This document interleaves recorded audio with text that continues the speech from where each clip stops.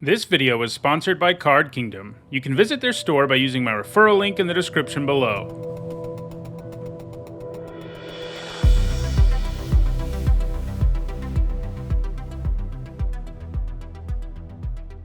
Hi everyone, I'm Nizzanotes, and today is Saturday, and that means it's time for another edition of Nizzanotes, my weekly vlog series about limited Magic. Right now, we're sort of in the in-between phase between two limited formats. We have Baldur's Gate right now on Arena, but that format hasn't been super well received, and the sort of big events with it, including the Arena Open and the qualifier last month, are over, so people are far less motivated to play the format now, and they already weren't that motivated to play it to begin with, based on how content has done on that subject. So today we're tackling a more general topic. I want to talk about mulliganing in Limited. Mulliganing is an important thing. Every game starts with you deciding, do I want to mulligan or not mulligan? So I think talking a little bit, doing sort of a deep dive on mulliganing and when you should and shouldn't mulligan, and we're even going to look at some specific examples.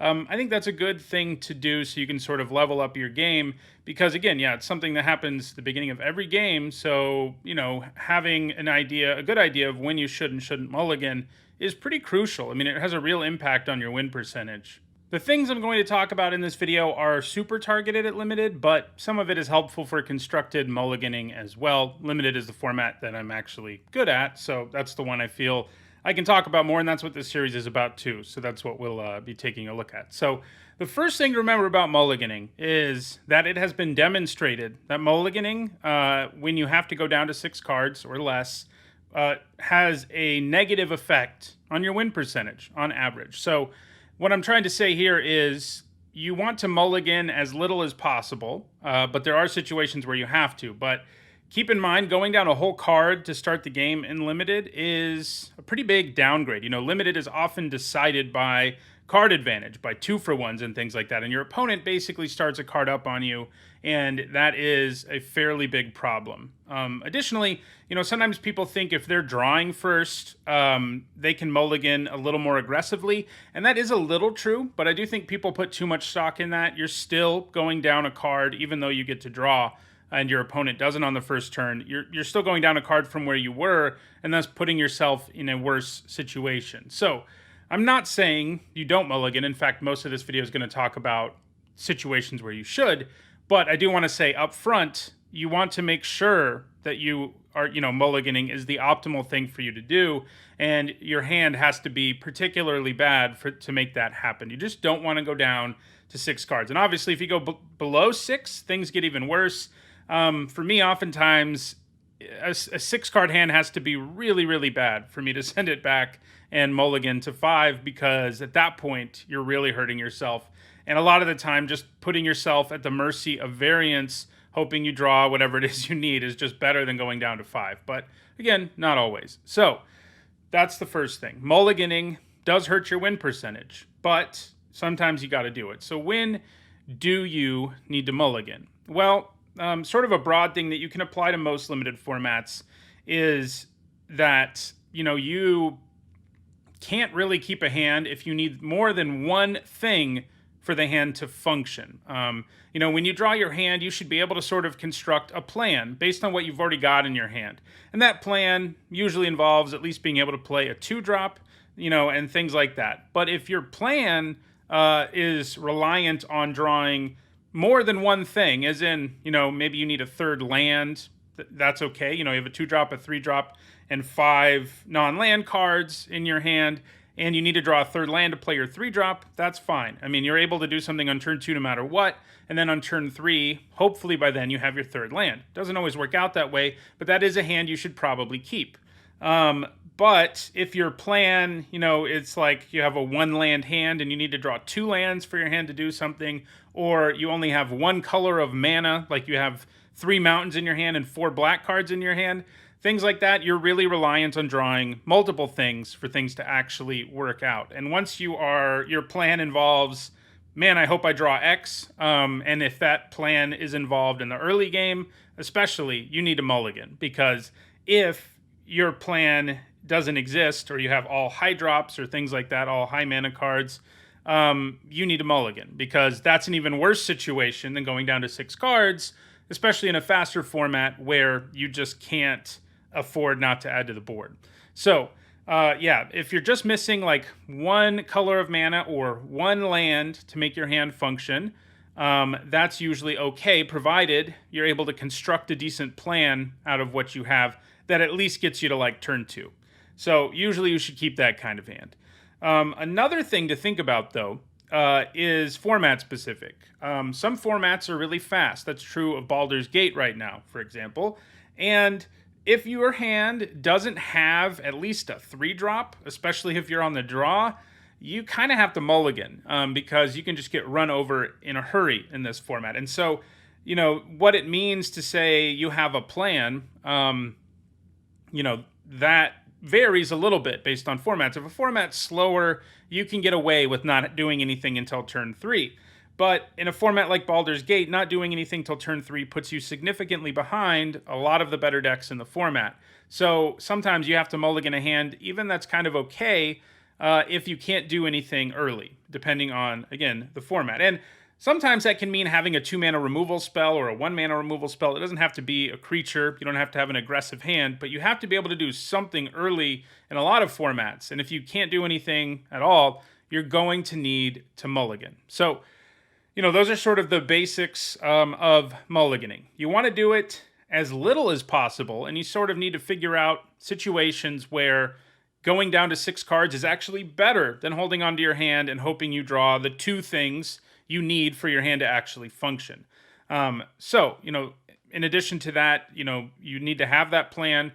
You also need to keep some specifics about the format in mind, and that's especially true when it comes to speed. Some hands in some formats would be perfectly keepable, and others they are not. Lots of recent formats have been important that you add to the board, like by turn 2 for sure, and that means you have more hands where you are needing to mulligan. Now, there are other ways you can minimize mulliganing, and that is that your draft actually went well, that you're getting you're making sure your deck has those 1s and 2-drops so that you draw them consistently. You get them consistently in your opening hand. So, your draft impacts your deck. And the same is true if you have like a bad mana base, you're going to have to mulligan more. So, these are the kinds of things that can impact your mulliganing that don't have to do with you actually making the mulligan decision. So keep that in mind too. So from here, now that we've sort of talked about, the importance of mulliganing as little as possible, but doing it when it's necessary and not holding on to a hand and hoping you draw more than one thing to make it function, let's look at a few sample hands. And the example that I'm going to be using is from Baldur's Gate draft, because that's the most recent format. I just exported a deck that I drafted that I had available on Magic Arena to export, and I put it in a random hand generator. So we're going to look at some of the hands and discuss whether you should keep or mulligan each of these hands, which will allow me to go into more specifics basically about the things I've already talked about, but we can actually see how it works in practice. All right, so here's the first hand I want to look at. Obviously, we've got a black-red deck, and this is our opening hand. This is a hand that I think we can keep. I was talking about how you need 2-drops in this format, and we've got that. We have a pretty good plan just when you look at this hand. The idea of playing turn 2 Kalane, turn 3 Dragonborn Immolator, even if you don't draw anything else, is pretty good, especially because the turn 3 Immolator is going to be a 3/5, which also makes its death trigger even better. And then on top of that, we have 2 removal spells. This hand is a really high quality one that is pretty much a snap keep. It's not perfect. Like if Kalane dies, your line becomes a lot worse, but you still have these 2 Sewer Plagues as removal and a Dragonborn Immolator as backup. And this is what I mean. Like, this is a hand where the plan is there. You don't have to count on drawing other things for this hand to work out at least decently. Even if your opponent blows up Kalane, things aren't really going to fail here. They're just not going to be nearly as good. But it's a very good hand and an easy keep. So here is another hand, and this one's sort of at the opposite end of the spectrum. It is real bad. So, it's tempting. We have one of the biggest bombs in the format in our opening hand in the Hourglass Coven, and that's cool. We've also got Kalane, but this is a hand that really needs a lot of things to go your way to function.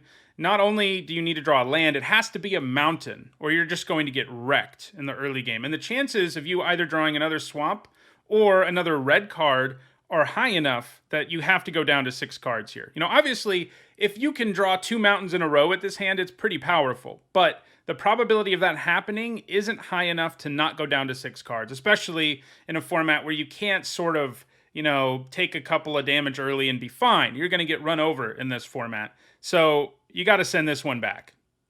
This one has no plan on its own. It doesn't have a self-contained plan. Your plan is, man, I hope I draw at least 1 mountain and probably more lands thereafter for me to be okay with this hand. So definitely one you have to mulligan here. Okay, so this hand is an interesting one. We've got 2 mountains and 2 1-drops in Kobold Warcaller. And then we have 3 black cards. I think of all the ones we're looking at here, this is the one that it's hardest to make a decision on. You have 2 creatures that you can add to the board already. Like, that's already part of this hand. You have a plan already there in this hand, even if you never draw anything else. The problem is the 2 1-drops you have aren't exactly impactful unless you can actually play other things. Like, the big strength of Warcallers is their ability to give haste to things. And if you're just playing these as 1/1s, you're going to be in some trouble because there's lots of creatures that can just attack right through them. And this is a hand where if you draw like 1 swamp, it kind of comes together because you've got your Sewer Plague, which you can cast, and that's probably going to deal with some problem. But I think this hand overall, this is one that's really hard. This is one where like the math of going down to 6 versus the probability of drawing what you need for this hand to work is close, I think. Where you, like 1 swamp makes this hand semi-functional, but you still have a pretty high chance of drawing things that aren't going to help you. You do have a decent chance you'll draw like a red creature that you can play, but there's still a couple of different draw steps that have to go your way before this hand kind of works out. And I think in the end I'd go down to 6. Also doesn't help that Grim Bounty is double black and you have 0 black in your opening hand. So in some ways you could be shafting yourself there too if you keep this hand, because you really need a second swamp for this hand to be fully functional. So this one's close. I could kind of see going either way on this one, but I think in the end I would be mulliganing this hand. I think a 6-card hand has a higher probability of working out and helping us win the game than this 7-card hand does. All right, this one is a lot more straightforward. We've got 1 land. It's a mountain. We can play our Kobold Warcaller, and if we draw like 2 lands in a row, this hand can curve out. You can go Hobgoblin Captain Ambergris, which is a very sweet way to start a game if you never did that in this format. That's a really ridiculous curve out, so that part's really cool. But you're too reliant on drawing things. 1 mountain or 1 swamp isn't going to really be enough for this hand to work out. You really need to draw 2 more lands for your plan to even exist. And there's too much of a chance that that doesn't work out. You've got the whole Grim Bounty problem again, too, where you've got 1 red source in your opening hand and a double black card in your opening hand. So yeah, it's not a good hand. It's one you have to send back. It is a little interesting, Ambergris has the ability to make you discard your hand and draw new stuff, so you could maybe, if you're being really optimistic, think you could attack with, get Ambergris down. Of course, you have to draw 2 lands to do that. Attack, discard your hand, and reload. Get rid of the things you can't cast maybe, but, still a really bad hand that really needs a lot of things to work out for you. All right, so this will be our last sample hand I want to look at, and this one is not an amazing hand, in a format where you really need to be adding to the board. And as you've seen from the hands this deck has had, this deck is generally pretty aggressive, and you want to be like curving out. That's what we want to do with this deck. This hand doesn't let us do it, but we do have a turn 1 play. Then we have Dragon's Fire on turn 2 to deal with whatever they have that maybe I can't trade with, or I need to buy more time to draw more cards. And we've got Grim Bounty, which we can actually cast just with the lands we have in our opening hand, too. So, this is going to be kind of a weird hand for this deck, depending on how the draws go, because, we're going to play a 1-drop and then a couple of removal spells. But it's still a serviceable hand, a solid one. And the removal does matter. I mean, you really get answers. And the chances you draw some cards that actually let you add to the board are good. I mean, if you manage to do that and get a 2-drop or a 3-drop, this hand actually turns into a really good one for the deck, because now you have a real clock on your opponent. You can blow blockers out of the way and keep attacking. If you just draw like a Hobgoblin Captain, this hand becomes a lot better. So this hand's good. It's not the best hand ever, but it's one you definitely keep.